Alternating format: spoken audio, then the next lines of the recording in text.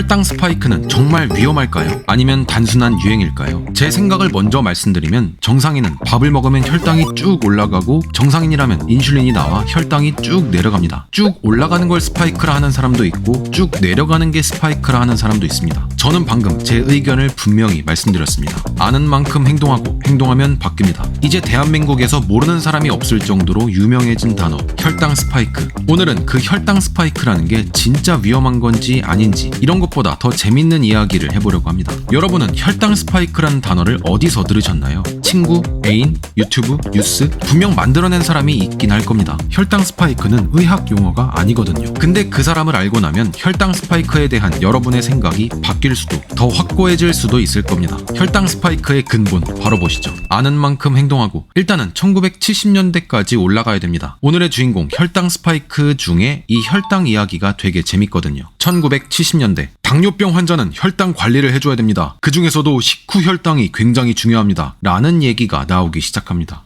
참고로 혈당은 혈액 속에 녹아있는 포도당의 농도를 얘기합니다. 포도당은 아주 중요한 에너지원이고 인슐린이 나와서 작동을 하면 포도당을 심장이나 근육같이 에너지가 필요한 곳으로 이동시키는 건데 이 인슐린이 부족하거나 작동을 안 하면 당뇨가 되는 겁니다. 그래서 근육은 에너지를 받지 못할 수도 있고 혈액 안에 포도당을 이동시키지 못한다면 포도당 농도, 즉 혈당도 올라갈 겁니다. 1981년 캐나다 토론토 대학교에서 한 박사가 혈당의 새로운 발명품을 내놓죠. 혈당 지수.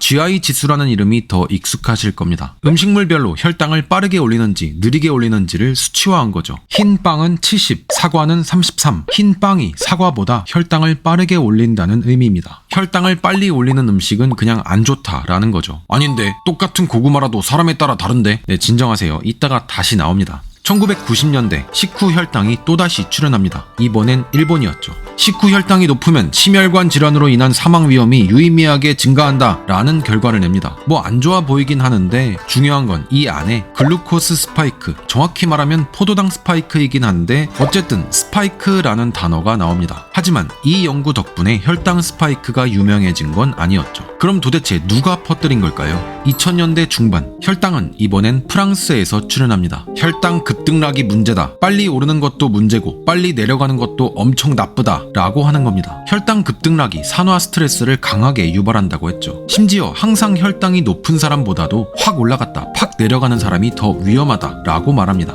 2007년 드디어 오피셜 같은 곳에서 입을 뗍니다. The International Diabetes Federation 국제 당뇨 연맹. 자, 지침 내리겠습니다. 식후 혈당이 2시간 후에 7.8 이상이면 관리 필요합니다. 사실상 공식적으로 식후 혈당이 치솟지 않게 만드는 게 관리의 한 축으로 인정된 셈이죠. 제가 단어를 하나 빼먹었네요. 다시 말씀드릴게요. 식후 혈당이 치솟지 않게 만드는 게 당뇨 관리의 한 축으로 인정된 셈입니다. 그리고 2010년 드디어 엄청난 발명품이 출시됩니다. CGM 연속 혈당 측정기. 근데 1980년대도 혈당을 측정하는 장비는 있었지만 얘가 나오면서 당뇨 환자들이 더 편하게 실시간으로 관리가 가능해집니다. 병원뿐만이 아니라 집이나 직장에서도요. 근데 아직도 주인공은 나오지 않았습니다. 2016년 또다시 일본 NHK에서 다큐멘터리가 나옵니다. 제목은 혈당 스파이크가 위험하다. 이제 본격적으로 나왔죠. 혈당 스파이크라는 단어 자체가 굉장히 폭력적이지 않나요? 되게 자극적이고 매력적인 빌런 같죠. 대중들에게 퍼지기 시작합니다.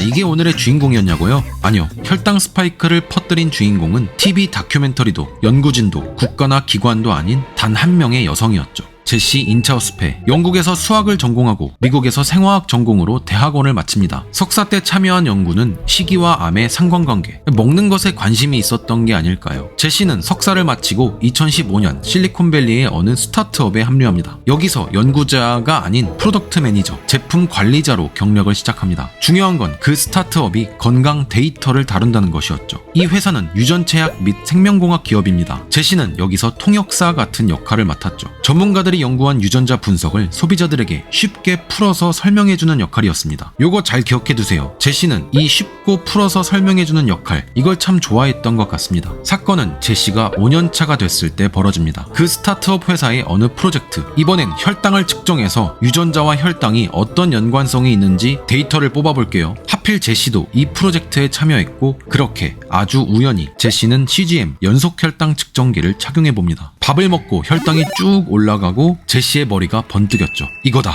혈당이 올라가는 데이터를 관찰하며 혈당이 올라가니까 정신적으로 좀 안 좋네, 기분도 좀 안 좋아지는 것 같고 혈당이 높으면 엄청 안 좋은 것 같은데, 제시는 이게 너무나도 인상 깊었던 나머지 바로 인스타 계정을 만들었습니다. 이름은 글루코스 거디스, 포도당 여신. 여기서도 느껴지지 않나요? 확실히 장명 센스가 있습니다. 제시는 매일매일 퇴근 후에 자기가 직접 시행한 혈당 결과를 올립니다. 대중들이 알기 쉽게 그래프로 만들어서요. 어떤 음식이 혈당을 많이 올리는지, 섭취 순서에 따라 혈당 곡선이 어떻게 달라지는지를 쉽고 재밌게 보여줍니다. 예를 들면 빵만 먹을 때와 단백질이나 채소를 같이 먹었을 때 혈당 상승 곡선을 비교하는 컨텐츠. 너무나도 재밌고 참 와닿는 컨텐츠였죠. 누가 좋고 나쁜지를 분명히 보여주는 것 같으니까요. 그리고 여기엔 이렇게 써 있습니다. 스파이크. 네, 이 사람이 혈당 스파이크를 퍼뜨린 사람입니다. 특정 음식이 좋냐 나쁘냐를 분명히 보여주는 느낌. 그래서 유용한 느낌. 그래프도 있으니까 전문적인 느낌. 쉽고 재밌고 따라하기도 쉽습니다. 이건 먹고 이건 그냥 안 먹으면 되니까요.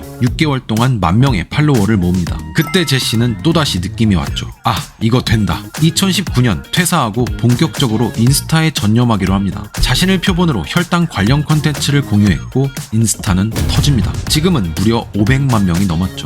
2022년 제시는 책도 쓰고 인터뷰, 강연에 라디오, TV 프로그램까지 출연합니다. 당연히 모든 주제는 혈당 스파이크. 그리고 제시의 행보를 따라가는 사람도 어마어마하게 늘었죠. 혈당을 측정하고 확인하고 약간 관리 같은 느낌이 있죠. 근데 그걸 측정하려면 뭐가 필요합니까? CGM, 연속 혈당 측정기는 덩달아 불티나게 팔리기 시작합니다. 문제는 이게 너무 재밌다는 거였죠. 흰 빵을 먹으면 와 진짜 혈당 확 오르네. 그걸 잘게 쪼개서 나눠 먹어볼까? 오, 이건 또 다르네. 그럼 감자는? 그럼 사과는? 그럼 도리토스는? 연속 혈당 측정기는 아주 재밌는 발명품이 되었죠. 근데 사람들이 이 혈당 스파이크를 재미로만 받아들인 게 아니라 혈당이 오르는 게 위험하다고 받아들이기 시작합니다. 살 빼는 사람도, 운동하는 사람도, 건강에 관심 있는 사람도 식사 후에 혈당을 직접 확인해보면서 혈당을 많이 올리는 음식을 공유하고 피하기 시작하죠. 현재 제시는 덱스콤의 홍보대사로도 활동하고 있습니다. 덱스콤은 CGM을 만드는 회사 중 하나로 업계 2등입니다. 자, 여기까지가 제시가 일으킨 영향력입니다. 그렇다면 영향력 없는 전문가들의 입장은 어땠을까요? 당연히 갈렸습니다. 먼저 찬성파. 그래 맞아. 혈당이 높아지는 게 건강에 안 좋다는 건 예전부터 있었던 이야기고 산화 스트레스에 염증 반응도 유발하잖아. 이걸 대중화시킨 건 잘한 거지. 반대 입장에서는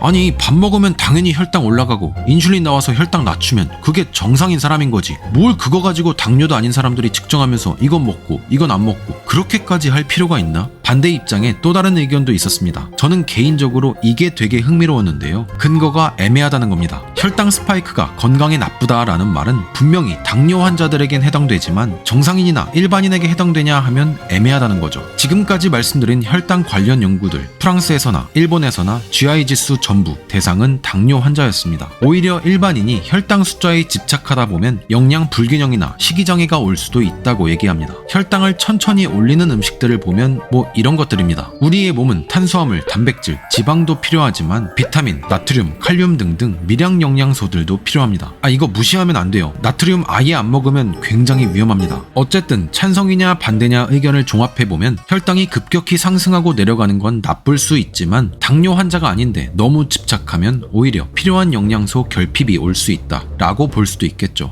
행동하면 바뀝니다. 맨 처음에 제 생각을 말씀드렸습니다. 정상인이 밥을 먹으면 혈당이 쭉 올라가고 정상인이라면 인슐린이 나와서 혈당이 쭉 내려갑니다. 정상인이라면 문제가 없지 않을까 생각합니다. 물론 관리해서 나쁠 건 없지만 저는 그 강박을 갖기가 좀 싫더라고요. 그냥 적당히 다 먹고 달리거나 산을 오릅니다. 제 생각에 혈당 관리는 어렵고 힘들지만 참고 해내는 정도가 아니라 쉽고 재밌는 편이라고 생각합니다. 그게 유행하게 된 결정적인 원인인 것 같아요. 우리는 다 압니다. 사실 살을 빼기 위해선 그냥 먹는 걸 좀 줄이고 나가서 뛰는 게 더 좋을 거라는 걸요. 문제는 그게 어렵다는 거죠. 오늘도 달리고 밀고 땡기고 혹은 산을 오르는 여러분을 응원합니다. 아마 여러분은 혈당에 집착하지 않아도 충분히 건강하시지 않을까 싶습니다.